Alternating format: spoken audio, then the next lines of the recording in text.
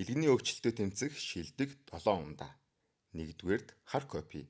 Илгэний ферментийг тэнцвэржүүлж фиброз үүсгэхээс сэргийлэхэд туслана. 2-т ногоон цай. Антиоксидантаар баялаг 2-3 минут хандлагал гашуурахгүй чихэргүй уухад амттай. 3-т чихэргүй хийжүүл суус. Гастай ундаанаас татгалзахад туслах сахаргүй бөгөөд сэргээгч сонголт. 4. Чихэргүй шар бурцгийн сүв. Илгэнд ачаал өгөхгүйгээр ургамлын гаралтай чанартай ургаар нөхнө. 5-т чихэргүй аалмонт сүв. Чихэрлэг ундааг орлох бага килокалори, калорийн илүүдэлгүй хувилбар. 6.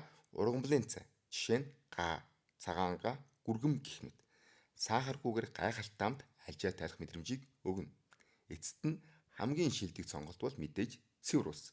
Илгэний бодисын солилцоог дэмжих хамгийн шилдэг суурь бөгөөд шингэнийг хамгийн сайн нөхнө. 0 ккал, 0 сахар. Биеийн жингийн килограмм тутамд 0,33 г гэж тооцно.